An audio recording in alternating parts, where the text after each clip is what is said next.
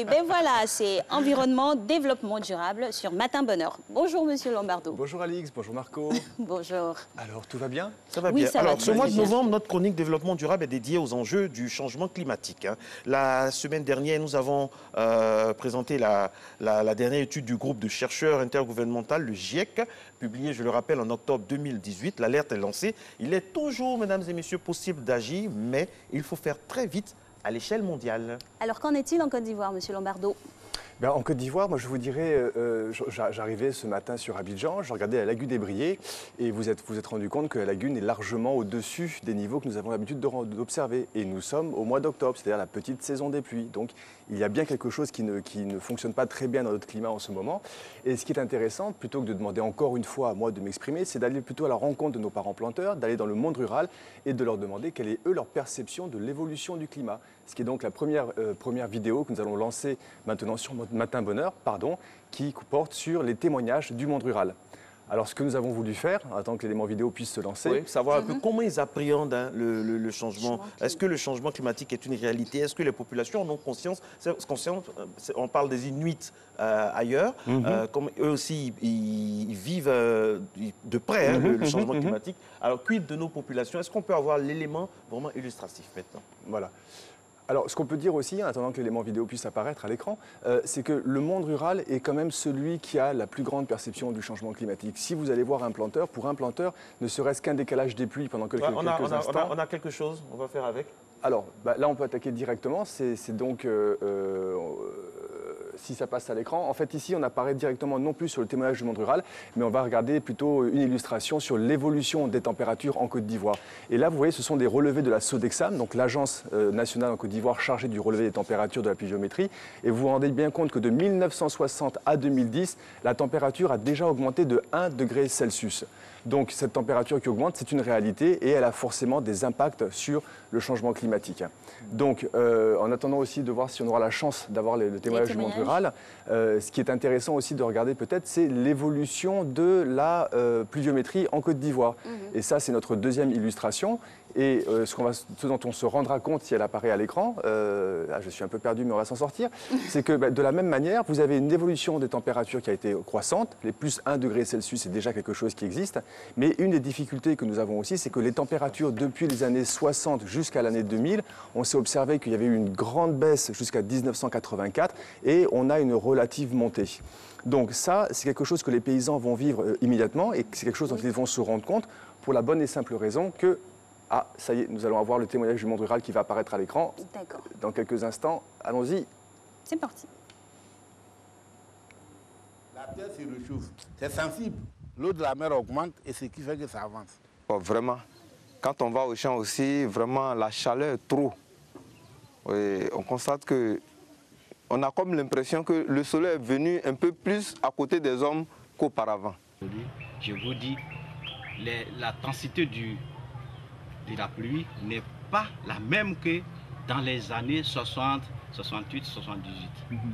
Le climat ne respecte pas son temps défini. Il pleut n'importe quand et n'importe comment.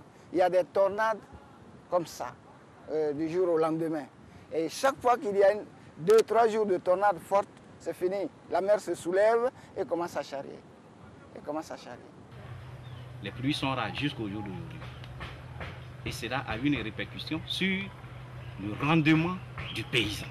Les nouvelles plantes qu'on met sur terre, par la chaleur, rien ne réussit. Quand on met les plantes, tout meurt. Il n'y a plus de pluie. S'il a trop plu, peut-être c'est 2 mois. Les calendriers agricoles sont ménagés actuellement à telle sainte que le paysan ne peut pas se dire que je dois faire telle chose à partir de tel mois et tel mois, puisqu'on ne sait même plus à quel sens ça vaut, puisque le calendrier est complètement ménagé. Il n'y a pas de solution. Si la mer arrive, la pêche ne marche plus. Il faut aller ailleurs. Bon, c'est une question d'environnement. Nous, on ne fait que subir ça. L'environnement, on se sent seul. On se sent seul. Mon village est très fortement menacé. Mon peuple est pratiquement effrayé et s'en va à petits pas. Alors, avec le témoignage, on voit bien à quel point les populations sont atteintes par le changement climatique. Mais la semaine dernière, nous avions vu que leurs pratiques pouvaient les rendre plus fragiles à ces changements. N'y a-t-il pas une contradiction? En fait, c'est malheureusement, vous savez, c'est la même pièce de monnaie. Il y a une face où on se rend compte dans les pratiques que nous allons avoir, comme pour l'agriculture, nous avons malheureusement des pratiques de déforestation, de ce qu'on appelle de l'itinéraire sur brûlis. Et puis, malheureusement, on se rend compte aussi que cela contribue au changement climatique. Et l'impact, ça tombe sur le paysan. Et l'impact, automatiquement, c'est que le changement climatique va affecter sa propre capacité de production. Donc, d'un côté, il se fragilise parce qu'il a ces pratiques-là. Et de l'autre côté, il en est la victime. Et c'est ça qu'il faut impérativement que nous arrivions à régler par des actions concrètes sur le terrain.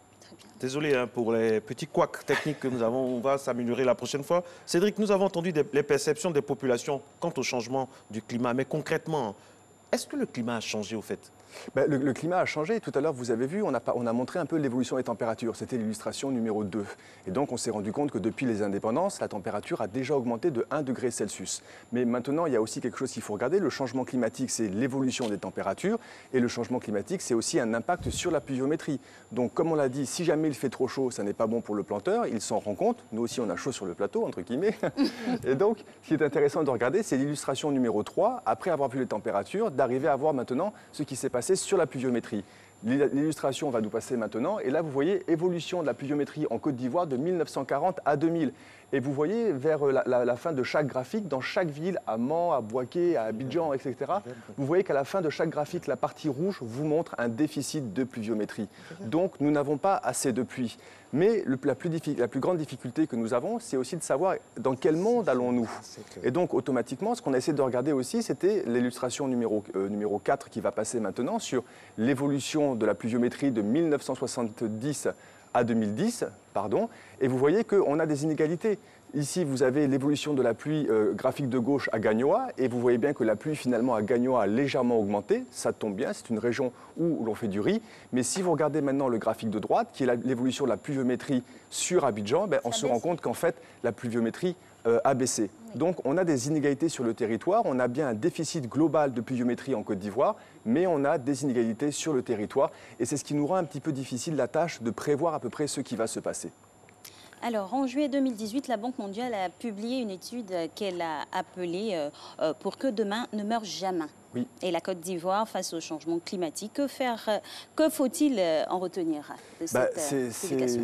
Cette publication, donc ça c'est l'illustration vidéo que nous allons pouvoir passer dans quelques instants, où justement en juillet 2018, la Banque mondiale a souhaité faire un rapport comme elle le fait sur la Côte d'Ivoire, 7e rapport, et aujourd'hui ce rapport est entièrement dédié au changement climatique. Donc la première image que vous avez à l'écran, naturellement, ça sera la page de couverture de ce rapport que je vous invite à rechercher sur Internet, et quand vous le lisez, vous voyez que nous avons déjà des impacts environnementaux, on a parlé du passé, des impacts environnementaux à l'horizon 2050. Donc on est parti pour une augmentation des températures de 2 degrés Celsius en plus sur le territoire. Les pluies vont encore changer. Grande saison des pluies, on aura à peu près moins 9%. Petite saison des pluies, on aura plus 9%. Il y a un impact sur l'océan avec une augmentation de l'élévation de l'océan de 30 cm. Impact environnemental, l'environnement nourrit l'homme, il y a donc un impact économique. Et vous vous rendez compte qu'il risque d'y avoir une baisse du produit intérieur brut de Côte d'Ivoire de 380 milliards de francs CFA d'ici 2040 et 770 milliards d'ici 2100. La conséquence, c'est que vous allez avoir encore plus de ménages qui vont basculer dans la pauvreté, entre 2 et 6%, nous dit la Banque mondiale. Et une de ces raisons, c'est que la baisse de la production du cacao est une réalité puisqu'elle sera affectée par la hausse des températures et par la baisse des pluies. Donc, automatiquement, là, on a parlé un petit peu sur le territoire, mais vous savez aussi que nous avons l'érosion côtière qui est une réalité sur le territoire. Donc, on estime qu'il va y avoir une augmentation de la perte de nos plages et des submersions marines qui vont affecter les villes. Alors, ça veut dire que pratiquement plus les 2/3 du territoire seront menacés. Cela va affecter 7,5 millions d'habitants. Et tenez-vous bien, le coût annuel, si nous ne faisons rien, sera de 460 milliards de francs CFA par an, uniquement sur Abidjan d'ici à 2050. Merci beaucoup.